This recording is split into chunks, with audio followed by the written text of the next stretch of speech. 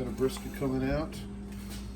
Is that a Creekstone or Creekstone Master Chef. Creekstone Master Chef? We got it over there at Majkszak Meat Market.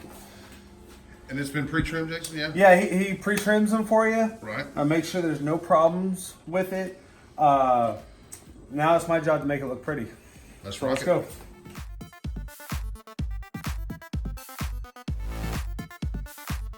So we're gonna trim this bad boy up to make it look all nice and pretty for this weekend's contest.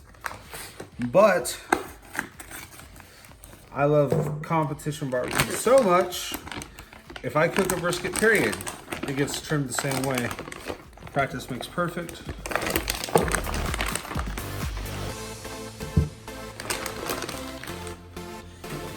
All right, so this has been sitting in the refrigerator almost right at 32 degrees for a couple hours now. The best thing about these briskets is, yes, they have a lot of marbling in them. The meat is very, very soft, but when you go to trim it, it doesn't want to play well. So you want to keep them cold so you can keep some nice clean cuts on it and you don't have to look like a hack job.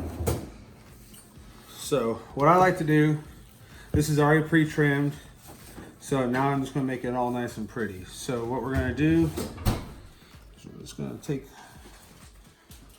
a slice off.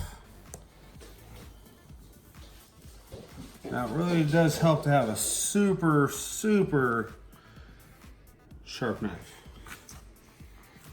Look at all that marbling right there. That's what you want to see. Look at that bad boy. Tons of marbling. So this is the nice fatty side.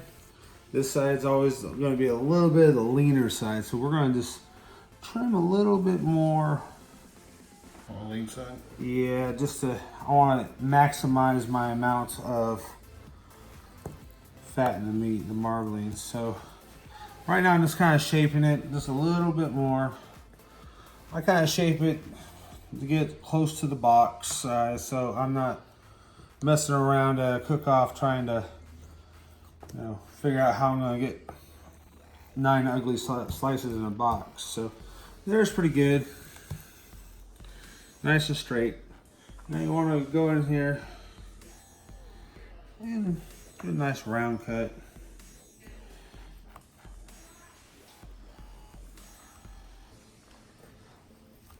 There's a couple reasons why I like to make everything nice and round. Is I believe the smoke, when it's cooking, is less disturbed by a round edge than a sharp edge. So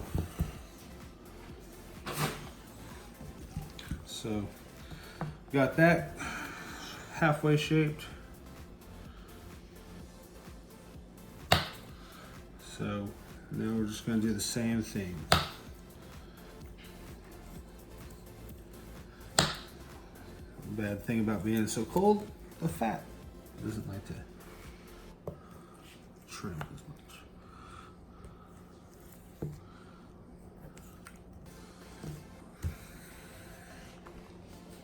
Right. So now we got a rough trim.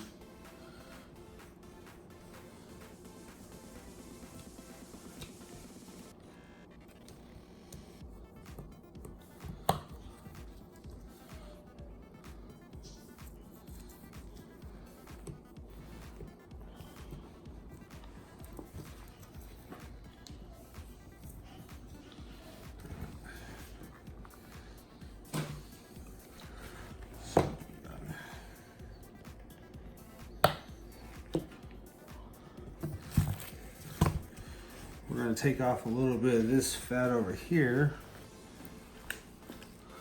And all we're trying to do is we're trying to make it lay flat as possible. So again, it cooks even. Most all the point meat's already off. We just got a little bit.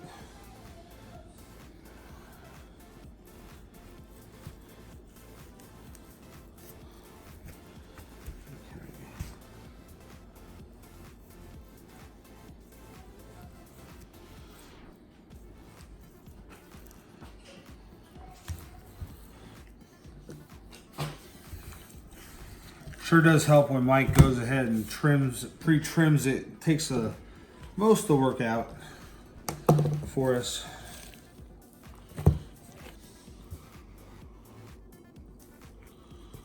So all we're going to do is around the edges. Go to the second half.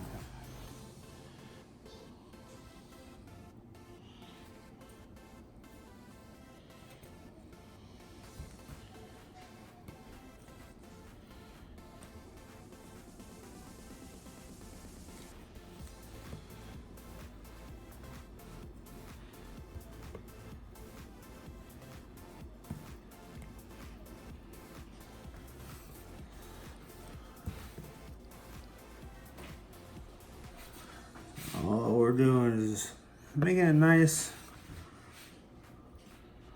shape. You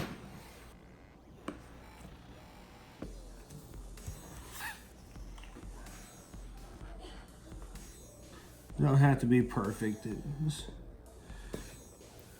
I believe if you take the time to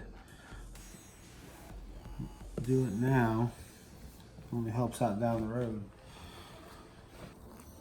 All right, so we got that. Now it's time to clean up the Top. Clean it up.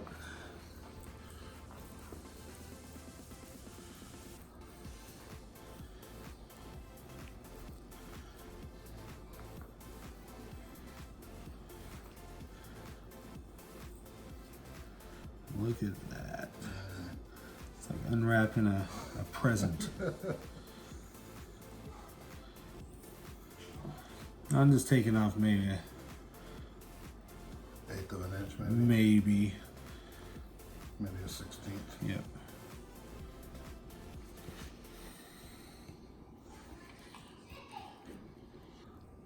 Now when I'm trimming this down here,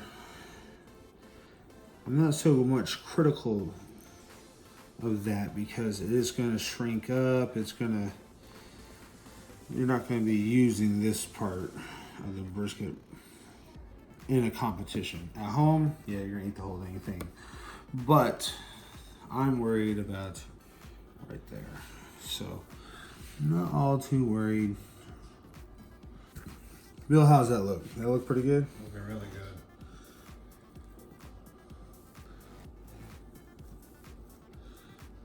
Yeah, it's pretty cool how much Mike already kind of pre-trimmed too, you know? Oh yeah, and he does that for, anybody. Any competition cook, just call him up, tell him what you want, and he'll definitely get you squared away. And he pre-trims it before you pick it up?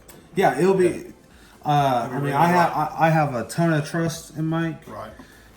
I've never been let down. So our normal ritual is I go up there on Wednesday to get my meat for the weekend, my ribs and my brisket. So pretty good. Then what we're gonna do on the back, we're gonna 45 the fat. We already did the 45 on the top. Might as well do it on the back, right? Right. And I guess, do you have your refrigerator set on like the coldest setting? It is tuned to where I have had some beef broth in there for a week and it's still not unfrozen. So. Oh really? Wow. It's pretty darn cold. You gotta watch out sometimes because you go in there and you'll see a can of Coke almost ready to explode.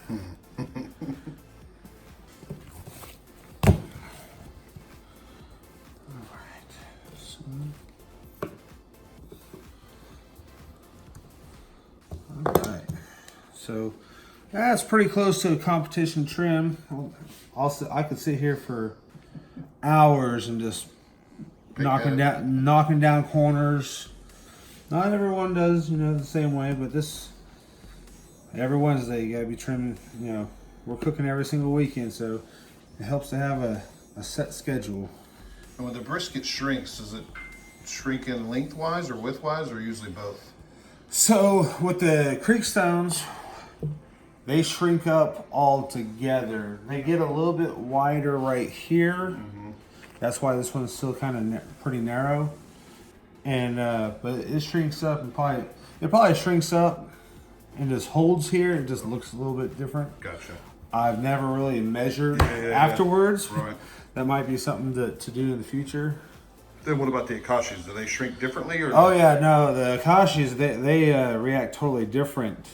They shrink this way really bad, and they plump out this way a lot. Oh, okay. So. No, your brisket. Yep. So, been cooking on these probably a good 6 weeks now. Right. I've been on these. So far, I mean, except for last weekend, they've hit. So, last weekend was one of those I messed up, and that's my fault. It wasn't the brisket's fault because it was actually really good. Just not exactly what I was looking for as far as the end result. So I'll sit here and I'll massage it, you know, make sure it looks good. All right, guys. That's pretty much it. Yeah, so we're getting ready for this weekend. You'll vacuum seal it? Yeah? Absolutely. We're going to vacuum seal it in our Weston 2300. One of the best vacuum sealers there are. But until next time, see ya.